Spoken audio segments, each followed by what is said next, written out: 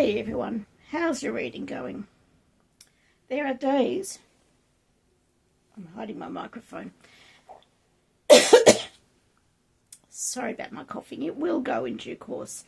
There are days when I'm very grateful to have my microphone, and today is one of those days because my voice is not good and I really don't know if it's going to carry, and I'm determined to do a video anyway because my voice could be like this for days, weeks, who knows. I had a cold a couple of weeks ago and it just hasn't, the cough has not shifted. So anyway, I'm not the only one in this predicament, and you know, what's it matter? Other people have a lot more issues wrong with them than I do. So I'm hoping you can see this book. Sorry about my cough. I've already stopped the video and started it again. Very embarrassing when the first thing out of your mouth is a cough. I'm going back to this book. This is one of my all-time favourite children's books. I started reading this when I was very young. Let me just check the date of publication. So, My Side of the Mountain, both written and illustrated by Jean George. 1959. Okay, it's a fair way. And so this one is published in 1973.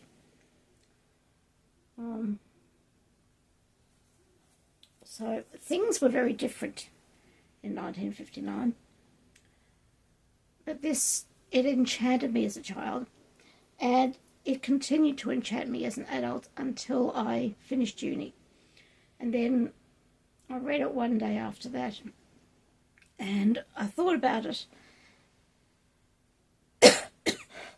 And there are distinct issues that I see. Hang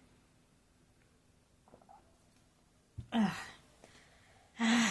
Hot tea going down, it helps. So let me talk about the book in itself. What it's about. It's about, I've forgotten the guy's name. I've only read it about 20 times. I think there was also a program written, made up about it, and you can actually see that looks like it's real because it is. So anyways, 13 or something, and he ran away from home in May. So May is starting to get warm. It's in the Catskill Mountains, so it's starting to get a bit warm. He had a penknife, a bag of string, an axe, and $40. He knew how to fish and to make a fire, and he thought that was all he needed. So the Catskill Mountains was an area that his family had owned, and they'd been there a few times, so he knew his way around a little bit. And he actually lived off the land as best he could, and it seemed like he did a fantastic job. So sorry, more hot tea. So he spent most of the time by himself. Occasionally he would pop into town, go to the library, realise he needed a haircut. Minor things like, you know, haircuts. But essentially he did all the foraging, all the grinding up of whatever things to make flour, to make things. So this book popped into mind the other day because I can't think what we were talking about, but acorn flour popped into mind, and I think this is what the boy did. He gathered some acorns, ground them up and made flour, and then made that into something. And he did have I sound much sicker than I am, truly I do. He did have a visitor occasionally who promised not to spill the beans. And right near the end of the book, his father visits. And then I think he comes back with his mother and sibling, one or two siblings. What I remember so clearly is him making a hole in the big tree. It must have been a huge tree, possibly at least as big as my office, so that the inside would be big enough for him to live in. And he climbed up the side of a mountain, and he took a baby bird out of the nest, and he trained it, and it became his pet. And he made his own clothes from animals that he killed, or animals that someone else had killed, because there was deer hunting. And so sometimes he would get to the deer before the hunter got back to it, and he would have the hide, and he would have the food, and the hide and the meat, and all of a sudden he could prepare himself some good food. Of course, that meant smoking it, or some other way preparing it for long-term storage, which is a lot easier in towns because you've got refrigerators and you've got freezers, but he had none of that, except in winter, when he could just stick his hand outside and pull in some snow and put food in there into the snow to be kept for later. And the idea of running away from home and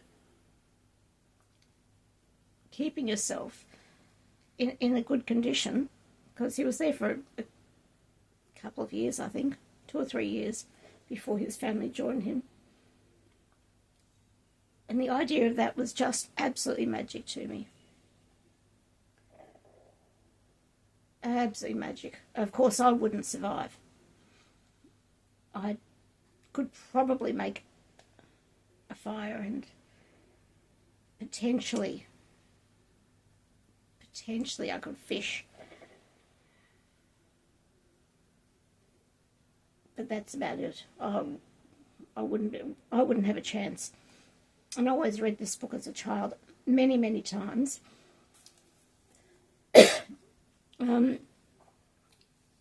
Because I was absolutely fascinated by the idea of being able to do that.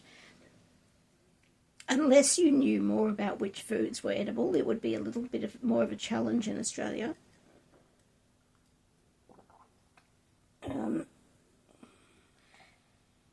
So I could not do it in Australia. There's absolutely no way could I do it in America, which is where this is set. So he does actually get a letter back to his parents to say where he was and that he was okay. Maybe he rang them up. I thought it was a letter. Oh, I sound dreadful. And I'm fine. But I saw this very same book, probably the same edition, on my sister's bookcase a couple of days ago. And I had a quick glance at it over someone's shoulder. And her copy is in much better condition. Now, yes, I have... Oh, I was about to show you my old address. Yes, I have put plastic on it. But that was many decades ago. So everything's covered in plastic, so it holds... I was about to say it holds the cover together, but...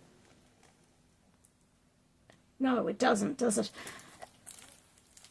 And I've got pages falling out, just like, whoops, just like that. I have read this so many, many times. I don't feel the need to read it again.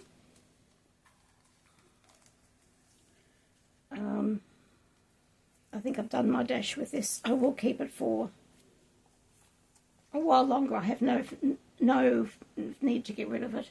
I mean, I can't give it to an op shop. I can't give it to anyone because it's in such poor condition. No one will want to buy it. So I might as well keep it for a while longer. One stage, I will throw it out. Just pop in at random. So in the tree that he hollowed out enough so that he could live in it, he made niches or niches, depending on which country you come from. I say niches. And he put food in there. So but he was doing so well in this particular bit. This is less than halfway through.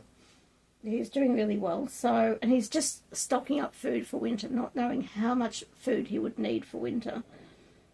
So he started burning out another tree as for storage. And he put in hickory nuts and walnuts and acorns. And every time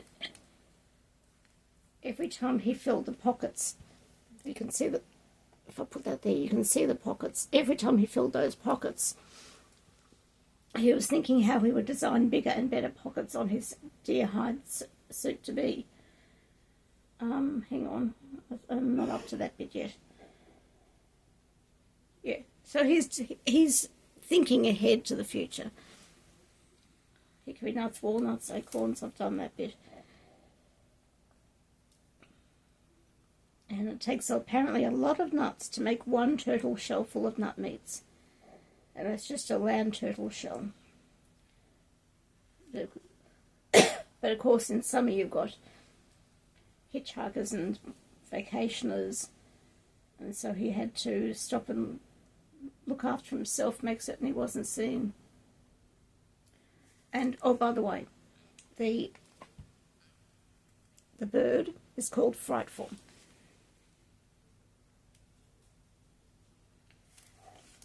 Okay, anyway, I think I've spoken enough about this. I think I've illustrated that I've read it a lot. And that's really all you need to know. If you read it, let me know how it goes, or if you had this in your childhood, this very same edition, 1973 edition, let me know. I would have been fairly young in 73. I'm trying to do maths, it's not going well. So, I'm going to stop coughing at you, and I will see you on another video. Subscribe down below or not as you choose, and I'll see you next time. Bye.